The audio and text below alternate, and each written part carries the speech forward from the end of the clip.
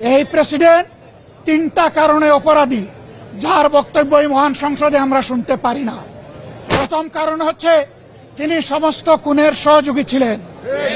President রাষ্ট্রের অভিভাবক হিসাবে তিনি জঘন্য অপরাধ করেছেন রাষ্ট্রের নাগরিকদের প্রতি। তিনি জাতির সামনে মিথ্যাবাদী হিসাবে সাব্যস্ত হয়েছেন। আসসালামু আলাইকুম। সাংবাদিক ভাই ও বোনেরা, আপনারা দীর্ঘ প্রতীক্ষায় ছিলেন, সারা জাতি প্রতীক্ষায় আছে। বহু প্রত্যাশার একটা নির্বাচন হয়েছে। নির্বাচনের ফলাফল নিয়ে আজকে আমরা কোনো কথা বলবো না, কিন্তু আমরা বুক ভরা আশা নিয়ে এই সংসদে এসেছি। যেই সংসদ জুলাই শহীদদের রক্তের উপর দাঁড়িয়ে আছে। আমরা অনুরোধ করেছিলাম যে এই সংসদে যারা ফ্যাসিস্ট সরকারের দূষর ছিল, যারা খুনের সহযোগী ছিল, তারা কেউ যেন এখানে কোনো বক্তব্য রাখতে না পারে। এই প্রেসিডেন্ট তিনটা কারণে অপরাধী, যার বক্তব্য এই মহান সংসদে আমরা শুনতে পারি না। প্রথম কারণ হচ্ছে তিনি সমস্ত খুনের সহযোগী ছিলেন।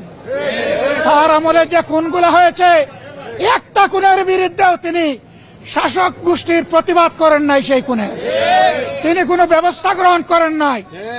প্রেসিডেন্ট রাষ্ট্রের অভিভাবক হিসাবে তিনি জঘন্য অপরাধ করেছেন রাষ্ট্রের নাগরিকদের প্রতি। দ্বিতীয় কারণ ছিল, আপনারা জানেন, আগস্ট মাসের 5 তারিখ 24 সালে করেছেন এবং তিনি তা মঞ্জুর করেছেন। পরবর্তী পর্যায়ে আপনারা দেখেছেন, দুইটা মিডিয়ার সাথে সাক্ষাৎকার দিতে গিয়ে তিনি তা অস্বীকার করেছেন, নতুন গল্প সামনে নিয়ে এসেছেন। তিনি জাতির সামনে মিথ্যাবাদী হিসাবে সাব্যস্ত হয়েছেন। দেশের প্রেসিডেন্ট মিথ্যাবাদী সাব্যস্ত হওয়ার পরে প্রেসিডেন্ট হিসাবে থাকার তার আর কোনো নৈতিক অধিকার থাকে না। 3 নম্বর অপরাধ তিনি করেছেন, তিনি নিজের হাতে অর্ডিন্যান্স সাইন করেছেন। এই জুলাই অভ্যুত্থানের পরে ফেব্রুয়ারির 12 তারিখ নির্বাচন হবে। নির্বাচনের পরে যারা নির্বাচিত হবেন তারা 2টা ক্যাপাসিটিতে নির্বাচিত হবেন। তারা সংস্কার পরিষদের সদস্য হিসাবে নির্বাচিত হবেন এবং তারা একই সাথে সংসদ সদস্য হিসাবে নির্বাচিত হবেন।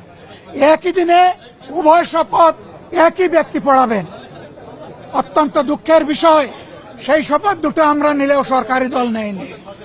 তার প্রথম দায়িত্ব ছিল গেজেট প্রকাশের 30 দিনের ভিতরে সংস্কার পরিষদের অধিবেশন ডাকা।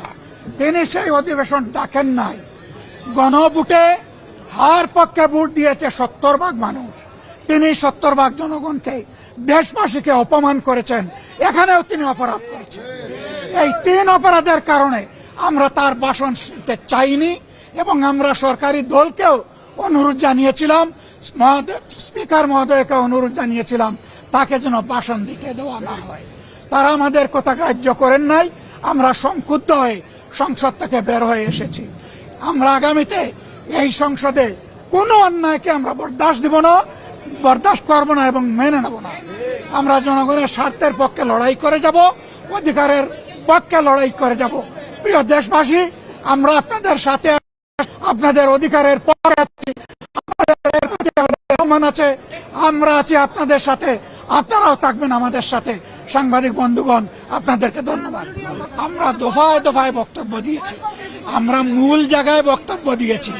ধরে ধরে একটা করে বক্তব্য দেওয়ার কোনো দরকার নাই। আমরা তার নৈতিক বৈধতা বহু আগে অস্বীকার করেছি, প্রত্যাখ্যান করেছি। অবশ্যই আমরা যাব। আমরা জনগণের পক্ষে কথা বলতে এখানে এসেছি, জনগণের অধিকারের জন্য লড়াই করতে এসেছি। এই সংসদ কারো একার নয়, এটা 18 কোটি মানুষের সংসদ। আমরা তাদের প্রতিনিধি হিসাবে অবশ্যই আমরা সংসদ। আপনাদেরকে ধন্যবাদ।